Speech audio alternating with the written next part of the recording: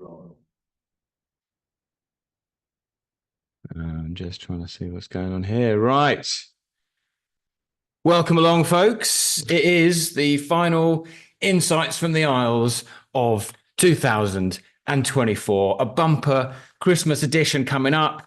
And look who is to the side of me here in Sydney today. It is the king of the Friday Fact, Mr. Andrew Arnold. How are you, mate? I'm very good, David. How are you? I'm doing smashing. Yeah, and I actually would like to say that this is proof that we are actually two different people. I know lots of people have been, concerned about the fact that, we look very similar, very, very similar kinds of, visages and, chrome domes and all the rest. But so surely we're different people, and we are. Here's the proof. Has that been an issue for some No, people? actually, I just made that up, but that's fine. Well, the thing that it also means is that for once in my life, I've said good morning to you, and I know that it is actually morning. So welcome. Glad that you could all be with us today. This is the realization of one of Andrew's dreams, is to be doing this in the same room together. So he's super stoked. If you happen to be watching the replay, thank you for taking the time as we stroll for the last time this year through the Isles of Australian and New Zealand food and liquor retail, and see what we can see what we can learn, see what we can share with you. I'll start with the obvious one. Have you done your Christmas shopping yet? Stick it in the chat. Are you an early bird, a late riser, or not interested in it at all? I don't know. Where's my chat gone? Or are you a person who will go out on the evening of the 23rd and go? Haven't started. Done. Panic buyer. Yeah, love that. Who's the panic buyer? That's Mackie. Okay. Yeah. Vicky, partially complete. That's not bad for the 10th of December. That's pretty good. Okay, well, keep it coming. Keep in contact with us on the chat this morning.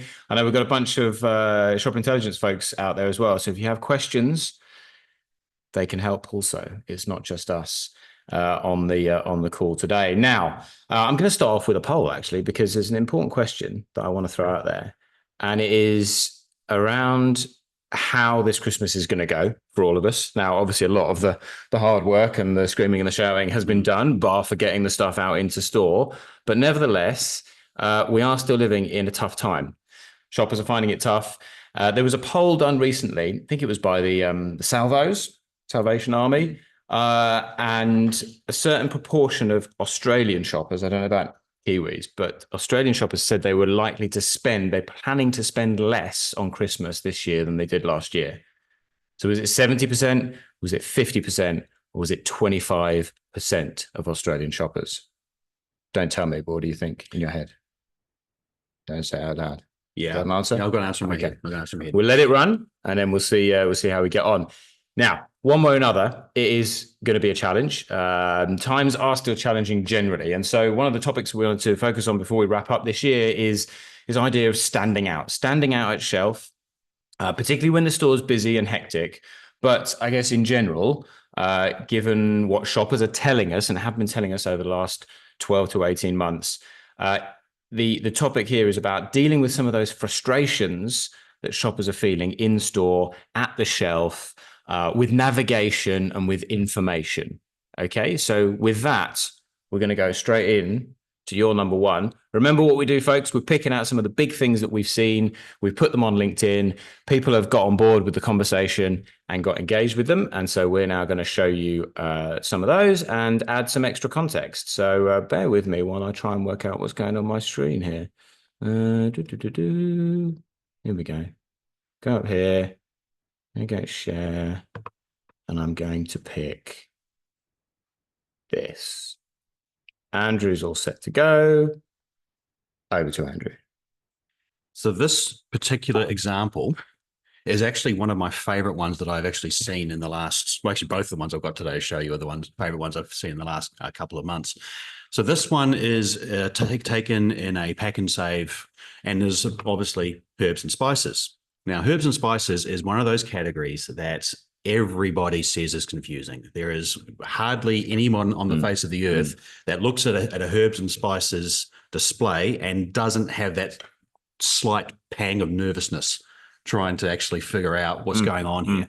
Now, the reason I liked this particular display is that this is actually 3 different brands trying to do 3 different things to try and solve this problem. Now, obviously, in this category, price is much less of a consideration. So we can say that straight off the bat, price, just go sit over there. It's not really that much of a factor going on here. What is really going on here, though, is the fact that shoppers say that this particular category layout needs to improve. And they're also saying that they really want to get a much better way of shopping the category. They're asking for more things, more excitement at shelf. So why I liked this was, as I said, 3 different brands, 3 different approaches.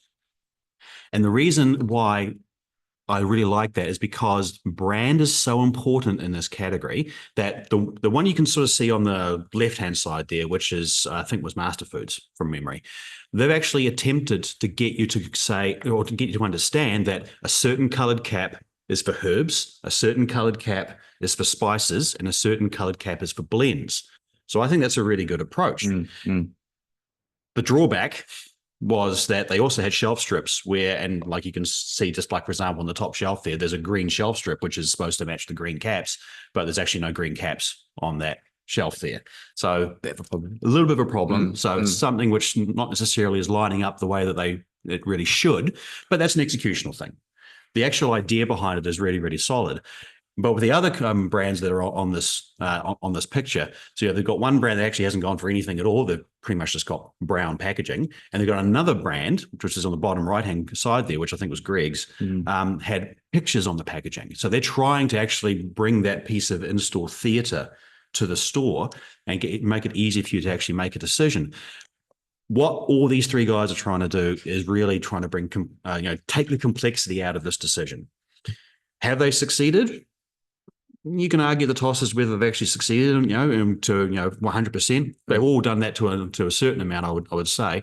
But it's really about trying to sort of say, how are we going to fix this problem and do it in a way which acknowledges that it's not about how cheap something is, or it's not about how much I've got to be in stock or in the right position on shelf or anything like that. It's basically just trying to call attention to a complex category. So I would say take this category and think about how you would do this potentially maybe in vitamins and supplements, or how you would do it in hair color, or how you would do it in many of these other types of categories where lots of SKUs, but it's more about the type of thing that a shopper is looking for rather than necessarily the brand or what is cheapest. It's interesting, isn't it? It is a tough category. I mean, you've got many similar looking jars with contents in them that in a lot of cases look very similar as well. Yes. You got more than one brand, which has therefore more than one idea about how it should best be delivered. And then you got shoppers going in trying to work out what the hell is up and down. Yeah. It's a really tough one. It does go to show that if you, obviously everyone's gone in there with the best of intentions, but to have 3 different brands with 3 different methods of executing this is probably not the best solution from a shopper's point of view. It's not stripping out that complexity, is it? No, it's definitely not. But again, if I go back to the original point is that this is not a category where price matters. So think about all the categories that you guys are out there that are playing in where actually price may not necessarily be the number 1, or maybe even the number 2, or maybe even the number 3 consideration. Talking to shoppers through a pricing mechanism actually doesn't work if that's not what they're interested in. These guys all understand that price is not what the go is. It's about what type of thing I'm after. So at least they've had a go at thinking about how do I actually get a shopper to understand what they're looking at. Yeah. My only quibble would be obviously with the Master Foods one is to just get your in-store execution probably a little bit better in regards to lining up the colors with your shelf strips. I mean, but that's. Well, it's Christmas, folks. So how about we offer one another a present? So stick it in the chat if you've got an idea about how would you do herbs and spices. Maybe you operate in herbs and spices, and maybe you've got an idea about how it could be done differently. How would you do herbs and spices? How do you shop herbs and spices? Stick it in the chat whilst we reflect on that one. I'm also going to show you the results very quickly of the poll. Oh yes. What was the answer? The answer was 70%. Oh, I thought 50. Okay. No, 70% of Australian shoppers say they're going to spend less. Their intention is to spend less. Now, I've also seen statistics recently, which intention versus actuality. Yeah, exactly. This was actually from the UK, but 1 in 3 shoppers is going to get into extra Christmas debt over the next few weeks just to get through Christmas. And another one I saw from the US was about the proportion of Americans, same proportion of Americans will still be paying that debt off after the middle of next year, which is a really shocking and sort of sobering thought. But anyway, so well done. 50% of you got that right. Obviously listening to the same news as me. Put all the color lids together. Spices easiest to shop alphabetically. Ooh, that's a good one. Right, is it not? I'm an ex-herb and spice person. Thank you, Chris. People, hang on, got too many coming in here. It is Christmas. Everyone's getting on. I've lost that one. I've lost Chris. There's too many other comments who've come through. Mars strips were done years ago. I really wanted to get that one. Where's it gone? Oh, it's all the way up here. Here we go. An ex-spice but have been trained to purchase herbs and spices by following alphabet order on SKUs. Blends are separate. Blends. Where are blends on yours? Blends for the Master Foods one are the brown caps. Okay. So you can see they're all over the shop. Yeah.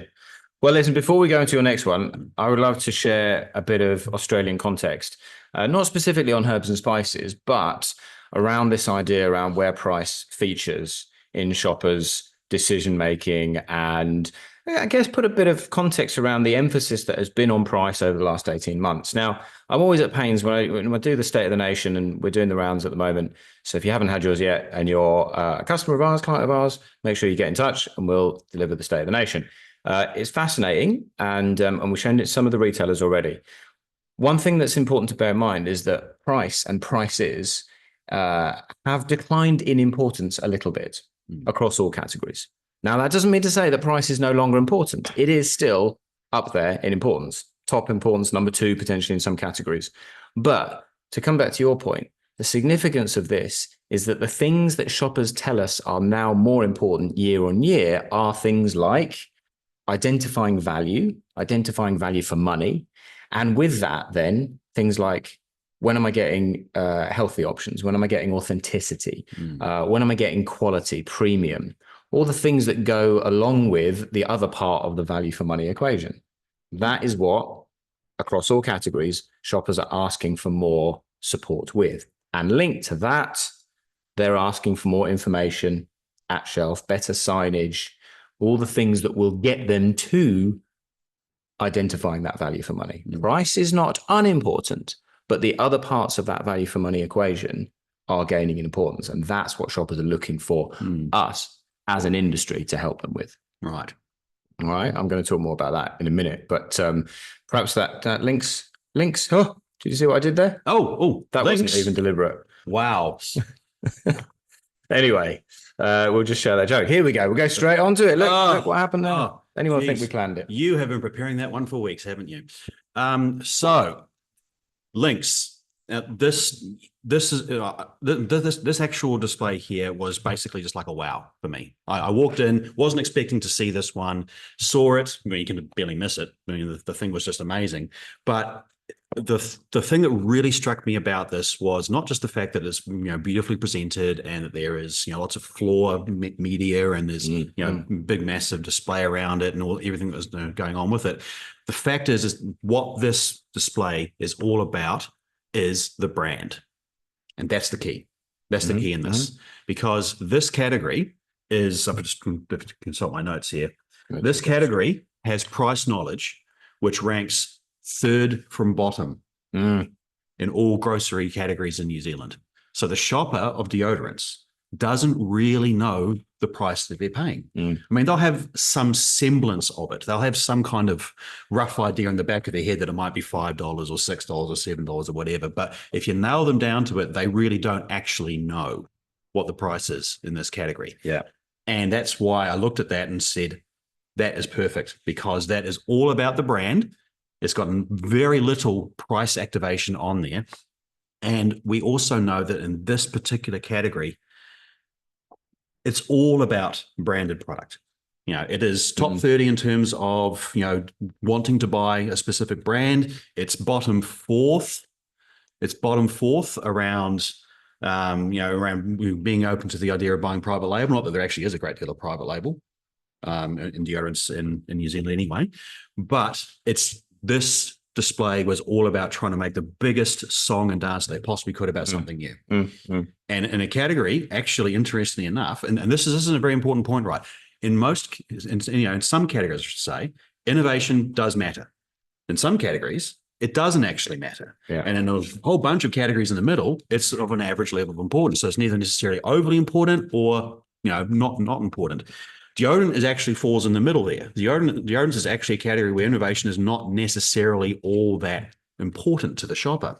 But, and here's the big but, delivery of innovation in deodorants has been very, very poor up until now in terms of shopper perception. I know there's been lots of stuff that's been launched out there. There's been heaps, but shoppers consider the delivery of innovation to actually be quite poor in grocery in New Zealand. So that's why this coming out at the time that it did, me walking into not just one store, but I walked into several actually after I saw that to try and see it, a few more times, and I did. So the cut through, the wow factor was just amazing. But the best thing of all, price just wasn't a consideration. I'll flash it up again. I've been popping it on and off screen so you can focus on Andrew's words of wisdom. But it is pretty impressive. Who was this in? Oh, that store? I was trying to remember. I think that one was out west. I think it was Woolworths Henderson, just across the road from Lincoln Road, Pack and Save. But no, I went and saw it, like I said, a few more after that, and it was all there. And this wasn't granted a few weeks ago as well, but it was just this. It's a beautiful example of how you want to make a splash, and you're not necessarily doing it through a pricing mechanism. Yeah. I think it's fascinating. There's a side comment, but you spend a lot of time on LinkedIn. If you spend a lot of time on LinkedIn, you'll probably see a conversation about whether floor decals and floor signage are of any use to anyone. I have my own views. We'll have our own opinions. What do you think? Well, personally, I think floor decals are not really much use on their own. I feel they're much more effective when they're in conjunction with something else. So in this particular example, my personal feeling is that gives a really strong, overall picture. But on their own, I don't find there's a lot of, I don't feel there's a lot of value in them. Standalones. We have actually analysed the effectiveness of various different points of sale and pieces of POS right around the store using our technological store impact glasses, tracking everything that shoppers see right the way through the store. And it is, I remember when we saw this a couple of years ago, fascinating how little of some of that extra stuff shoppers do actually look at and absorb. But not to take away from this activation and to the point you're making. And the big point I get from it actually is, as I'm going to pop it off screen so you can see our big shiny faces again, is this idea about price and where does price sit in this activation? And it sits in a place that is commensurate with the knowledge that shoppers have of price. Yes, it is. Therefore, you put the focus in the area which matters most. I would throw this out to you out there. Are you aware that you can gain a measure of the extent to which shoppers say they're familiar with pricing in your category? We have it. It's in our program. It's incredibly useful, isn't it, for this purpose? Oh, absolutely. Because one of the, if I just go back to one of the common conversations that I have with clients is that they asked me, how hard should I go on price? So I get asked that all the time. I'm sure you probably get asked that all the time as well, because it's an important thing. It's a really important thing to understand what role price plays in the context of your category versus the rest of the store. And very often I will look to a handful of metrics and be able to tell them, well, you can't ignore price, because no one would ever be able to go and sit in front of a retailer and say price does not matter. It's just silly to say that.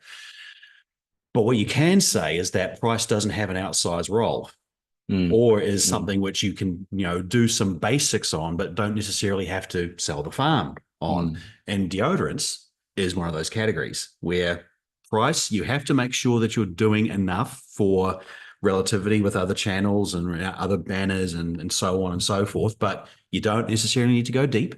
You don't necessarily need to go, frequent, and you don't necessarily need to launch innovation on a hot price, because the role of price is very muted relative to other categories, because brand is king. And it's not just deodorants. There's plenty of other categories in the store where that actually is the case. And it's about knowing that. Yeah. Yeah. And therefore designing activation, designing promotional programs, and designing basically your pricing strategy around that. So you don't have to guess. Bottom line is you don't have to guess, No. because that's why we've spoken to 80, 90, 100,000 shoppers a year across all categories, across all key retailers, so that we can aggregate that and so you can get that view. And there's another bit of context I was going to share around what we're seeing in Australia is a slight sort of a deviation from this trend in the most recent view we've got. However, the direction of travel as far as price awareness, price knowledge is concerned, is tracking down. Now, about you, but I find that fascinating given the amount of focus and time and energy that is going into talking about price and prices. And yet, shoppers say that they are less familiar on average with the price that they normally pay in the category in which they shopped. So coupled with what you're describing there around where that sits for any individual category, and what I was saying and sharing with you earlier around relative importance of other factors, differentiating factors like provenance, authenticity, health, quality, sustainability. These are the indicators that can say, okay, as you said, price is important, but what else do we need to have? What else would take primacy? What else would be the lead message if we accept the fact shoppers are less familiar with the price now? So saying that it's $5, $6, $7 is not getting cut through. It's not having that traction because I don't know what it was in the first place. Therefore, you have to associate that more. This is the call, associate that price more so with the differentiator, the attribute, the thing that I'm getting, the value for that money is essentially what we're saying. And I just probably move off on this. I did just see one comment just come up and saying, isn't there actually some promotional activity on this display? And the answer is yes, there is, but it's understated. That's the thing about this. You know, so I know a lot of the time when innovation is on an end, or just anything is on an end, basically, that there has to be some kind of promotional deal that is there. Yeah. But my point is that it's understated, right? So yes, there are 1, 2, 3, 4, 5, 6, 7 yellow tickets on there for sure, but that is so much, just below the rest of everything else that is actually in play on this display, that the box is being ticked on price. And you're able to move on and just be amazed by the activation, by whatever it is actually that they're trying to launch there. So that's what I mean about you've got to tick the box on price, but you don't necessarily have to make a massive song and dance about it. Yeah, it's in balance. It's in balance. And final comment here from Alison: it's too hard to keep track of pricing because it has changed so much, and it continues to change so much because, as we all know, which 2 countries have some of the highest promotional levels in the world? That would be here and where I'm from. So it is a little wonder, not just from an inflationary perspective, but because we're going up and down and up and down and up and down, it is very difficult for shoppers, particularly when in a lot of categories they're looking for price assurance. They would rather the price assurance than the offer in a lot of cases, and they would certainly rather have more guidance around the product itself. Now, we'll keep going. We'll move on. Whilst we get into this one, I have a request, because we're going to carry on doing these next year. Please feel free to stick a yes or a thumbs up if you'd like us to continue to do this. IFTAs in the year that is coming, called 2025. What would you like us to talk about? Stick it in the chat. What topics? Thank you, Craig. Definitely one person. Here we go. All right, terrific. We're okay. Okay. Still got a job. Ooh, we're good. Tell us what topics you'd like us to cover. Do you want us to talk? Obviously, this is called Insights from the Aisle. So is it about shelf? Is it about information, activation, marketing? Your shout. You get to define where we go next with these next year. We'd love to get your perspectives, and we can build that in the future. Now, next place we're going is to a little store in a suburb called Mossman. Some of you might know, not far from here, just down the road. And we're in a Woolworths Metro. A lot of my LinkedIn content comes from that store. Generally pretty good, pretty interesting stuff. It generally gets a lot of interest and traction as well. Now, this is pretty straightforward. I was saying before we came on, Andrew is the expert of the story and the storytelling and the depth. And My comment, I think, was simply, I like this. I think this is good. Social proof. The idea of providing some information at the point of purchase to assist that purchase and to give me some indication of, well, is this any good? I mean, we do it week in, week out. If you shop on Amazon or you shop online, the first thing I do, first thing a lot of people do, and it's why it's there, it's why it's powerful, is go to the social proof. What's the rating? What's the stars? If it's got fewer than 3, we're not even going to touch it.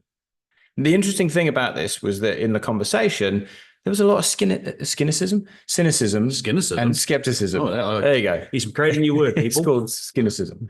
About people who didn't believe it, people who thought it was a fix, a setup. I can only go from the perspective of what shoppers tell us. And shoppers increasingly are asking for that level of information. They want to know why I should buy this thing, particularly, by the way, if it's a question of trading up to something more premium, because that has become more challenging. Doesn't mean to say it can't, it won't happen. But if you're trying to drive spend through premium, then this sort of thing can help even more, because it's about creating a rationale. We've seen this in liquor. By the way, final example is going to be liquor. Stick around, liquor folks, if you're on the line. Thoughts? Have you seen any of this? Yeah, I have. Dutch. Cost the Dutch. Sorry, I had to. You realise, of course, David, that now I'm beside you, I can't kick you out. No, I know. Okay. Anyway, forgive me. Yeah, I'm just protecting our New Zealand friends over there. Yes, I have seen a lot more of this, and I actually am a big fan of it as well. And you look at things like when you go and buy, anything on any website, you check the reviews, as you said. But even things like, hotel and airline websites, you check out the reviews and all the rest of it. People want to know. People want to know if anything is any good, as you say. And I actually link this to a trend that we're seeing in both Australia and in New Zealand, which essentially we're calling as more purposeful shopping. So people are going to store, grocery store, convenience store, liquor store, whatever it is, across both countries now with much more intent about what they're going to do. So there's a lot more, for want of a better description, main reasons to go shopping now than there were 12 months ago. And that is linked to things like this, because people are going to store for a particular reason, for a particular product, for a particular occasion, whatever it might be, and they want to be confident that the choices that they're being presented with in store and that they're making in store are good. And things like this really do help with that. Yes, of course, some of them are very social media driven, and you just need a few bots to get the scores up and everything else. But I mean, that's not really likely to happen so much in grocery. It's probably more on Facebook posts and so forth. But this is definitely something which I'm seeing more of. And I like the fact that we're giving a shopper more ammunition or more knowledge to actually be making the right decision. Yes. I think it's, you can always have that cynicism about it. And there will always be examples, but of where it has been done in a way that wasn't entirely honest, but there's no suggestions in my mind that this is one of those. And it stood out. I liked it. Interestingly enough, there's another post if you happen to follow me, and I put it from the same store, and it's now something slightly different, but it's a meal deal. So an offer on, I think, if you're having a pasta night or a pizza night. And again, just a nice way of putting something on a chiller door and speaking to what shoppers want. So I'm not talking about just plastering random stuff all around the store. I'm talking about where it helps the most. And I'll give you a couple of ideas as well, by the way. When we talk about information in category, top categories that shoppers are looking for more information in Australia include skincare, allergy products. We've got portable brekkie in there. We've got sun care in there. And a slightly different one, but associated with the second idea I had there about the meal deal, theatre. So where do I want that inspiration? And where do I want that to be dialed up more? And the ideas, and it's in Mexican food, it's in cosmetics, it's in baby toiletries, it's in fresh pasta and sauce. So again, on any of these metrics, it's hugely powerful to be able to understand where your category sits versus all others. You might think it's a fantastic idea. Let's go and do that thing. Actually, you go and talk to the retailer, And in context, because bear in mind, they've got all of this information for all categories, they go, yeah, but it's 128 out of 160 categories. So we've got to put our investment and our resource somewhere else. So you want to right size those ideas. This is how you do it. You find out what are the key things. You find out how important they are relative to other categories, and then you can execute with the best set of tools possible for the job you're trying to achieve. Yeah, and the final point I would make on this before we move on is that, and again, I'm apologies out there to anyone who is, really passionate about the category that they work in and has a high level of knowledge about the category that they work in. But I've seen a lot of occasions where the things that we as category people or people who work in these brands or work for these businesses think matters, and the shopper has either no clue what you're talking about or does not even remotely value that same thing which you believe to be important or informational or whatever, however you want to describe it. So I would very much recommend and encourage that, I've said this a few times before in recent webinars, is to take your category or your marketing hat off and actually put yourself in the shoes of a shopper, because all of you are shoppers. All of you do go and shop at some point. And just think back to the last time that you saw something on any kind of packaging and went, what does that mean? Yeah. Yeah.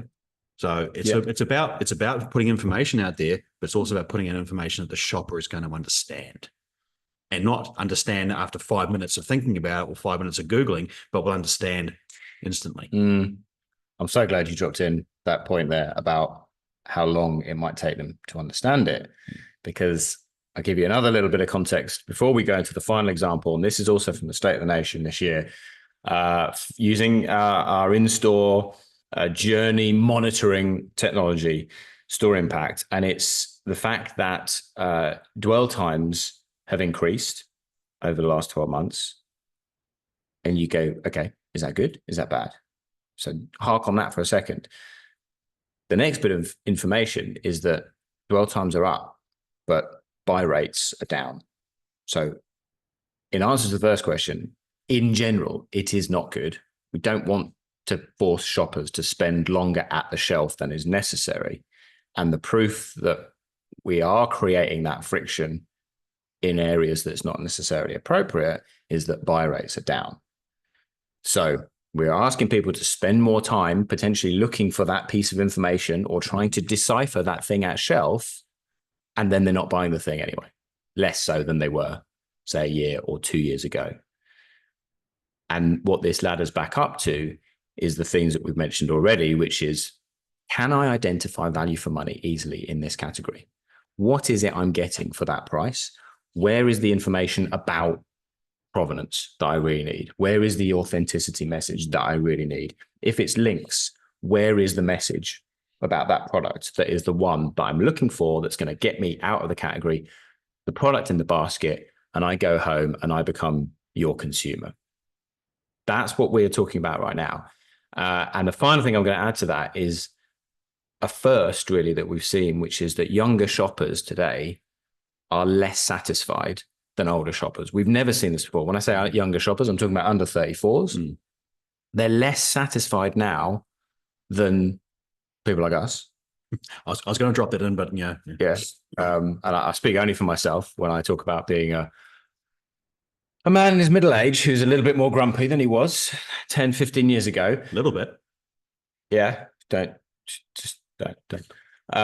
And this is a first. And the biggest gaps in satisfaction are on layout and location and identifying value for money, which is why I'm banging on about this so much. Yeah. Younger shoppers are telling us categorically that's where they're dissatisfied. I want a better I want better navigation and layout in store. I want better shelf layout so that when I get there, my more deliberate purchase is evident. I've gone in with a specific thing in mind. Where is it? God's sake, help me find it, and then help me understand why I should buy that thing.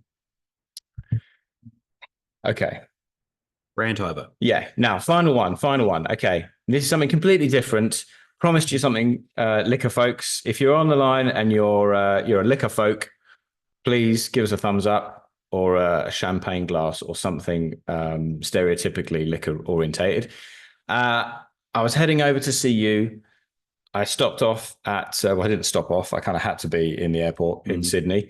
And I saw, check out my feed, this fabulous display from Patron. Patron? Oh, yeah. I know Nicki Minaj sort of says Patron, but Yeah. I don't entirely know. It was incredible. It was absolutely incredible. Huge amount of engagement on LinkedIn, so many comments. And the point I was just took from that was what would happen if we were able to take 5%, 10% of that theatre, of that excitement, interaction, and put it back into the off-premise, put it back into retail. Why would you bother? Well, because in liquor, you've got a slightly different perspective actually in liquor in New Zealand, yes. But I'll give you the Aussie one first. Satisfaction, overall satisfaction with off-premise liquor in Australia has declined and declined and declined. And it is back now to where it was 5 years ago, I believe, 6 years ago. Lowest level it's been for many, many years. A lot of that, not all of it, but a lot of that is because shoppers are looking for something experiential. They're looking for inspiration.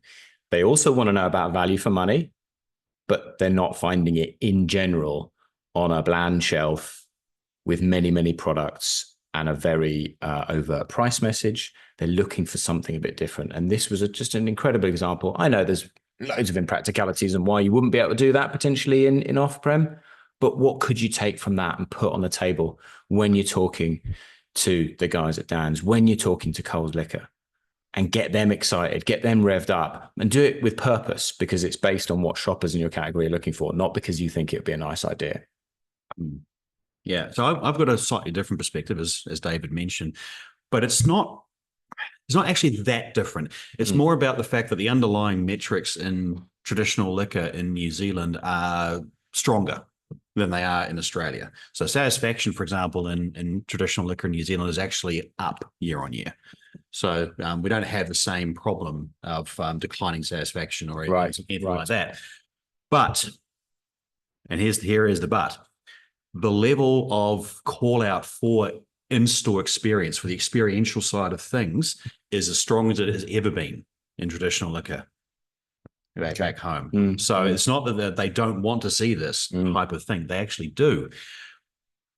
But we've got a slightly different kettle of fish in the fact that the shopper is not necessarily as unhappy as what they are over on this side of the ditch. Having said that, we do have a situation in traditional liquor in New Zealand where loyalty to the channel is actually a lot lower now than it was 12 months ago. Now, that is obviously due to the fact that back in New Zealand, you can buy beer and you can buy wine, you can buy cider from supermarkets. And obviously with the more harder liquors, the spirits, the liqueurs, the RTDs and so forth, you can only get those from traditional liquor. So it's much more relevant for me when I'm thinking about the traditional liquor channel is that if you could take something like this that you've actually seen in duty free, and I'll be looking out for it actually because I'm flying back tomorrow. I'll be looking to see if it's still there or not. But if we could take something like that, and like you said, just 5% of it, just 10% of it, and just take that and put that experiential aspect into traditional liquor, maybe you could actually turn around the lack of loyalty or the declining loyalty that we're seeing in New Zealand into traditional liquor channel. Because if you can buy beer and wine and cider in either grocery or traditional liquor, then what are the reasons that you actually will bring people into traditional liquor? Spirits, liqueurs, RTDs. Those are the sorts of things. And that's the sort of stuff that this is talking to. I wouldn't advocate you do something like this for a standard beer brand or even just like, your $10, $15 bottle of wine. Sure. But if that's a $70, $80, $90, $100 bottle of spirits, why not? Yeah. And shoppers will tell you. We saw exactly the same thing, like this idea that I'm less likely to, let's say, put it this way, walk past this liquor store in Australia in order to get to one that I think is going to execute the category that I'm after better or with great, in a more interesting way or more uniquely. That measure has declined significantly, which is what you were talking about. That loyalty to a particular brand, to a particular banner, has declined significantly, and that's a really fundamental measure of traffic driving. The ability that brands and retailers have to drive feet into a particular store. And I'd love to close just on this point as well, which is about category roles, because you've talked about it a lot in your examples. When we talk about traffic and we talk about spend, I have heard a number of people recently saying, shopper behaviors don't really change that often, do they? They don't change very much. You folks can choose to believe me or disbelieve me as much as you trust me. And you might say, well, you would say that, David and Andrew, because you're selling this stuff. But when we see it in front of us and we see how significantly some of these fundamentals, the DNA of a lot of categories have shifted in the last 12 months, I can only say to you very, very honestly that it doesn't change until it's changed. And then when it has, like in a situation like it is at the moment, and you go out into the industry, you go into that JBP, you go into that range review, category review meeting with your customer, and you're 6 months, 12 months out of date on something as fundamental as this, then you're not setting yourself up for success next year. If you haven't got the context of the extent to which your category is driving traffic or not, or driving spend or not, then I would say a larger part of what you build on top of that could well be misguided, is not going to get you the results that you want. And so it's something just to be aware of as we wind up 2024 and we go into the next year. Yeah, absolutely. And just as a proof point, we're seeing the same things happening in New Zealand. Right. Category roles are not static. They do move. And even if the category role is still relatively similar, something will be different. Something will have changed. And sometimes it's down to something as simple as, how do I actually talk to my shopper before they get there? Do I utilize a price message? Do I utilize a premium message? Do I utilize a utility or an occasion message? Whatever it might be, those things evolve over time. Some categories will always be really, really strongly driven by pricing metrics. You can't get away from that, but there's a whole bunch more out there where things do change quite a lot over time. It's very true. Very true. Now, I'll leave you with this one, folks. If you are going to add some information, then do your best to make sure that it's adding value, I suppose, for the customer. For the shopper, let you run your eyes over this particular bit of POS. What do you think? Enough said. How many are you going to buy? Oh, I think I might buy 2. Yes, it is. It's also 4 for 12 as well, just in case you. Apparently, it was 10 for 30 as well. It was 10 for 30 also as well. So you got to make sure that you're actually adding some value and not adding clutter. No, I can't, Mackie. I can't. You either know or you don't know. You want me to name and shame? That's right. It's okay. The very next person on the chat hasn't. So anyway, look, that's not what it's about. It's in the spirit of Christmas. It's just about saying, how do we do the best job for shoppers? Because if we do the best job for them, more stuff will go in the basket. You'll end up as brand owners with more consumers, and your retail partners are going to be very happy with you as well. Okay. Last but not least, thank you for being in Sydney. It's been delightful. Give us a thumbs up if you enjoyed having both of us sitting next to each other in this manner. And have we done a good job today? I hope we did. Thank you for being with us.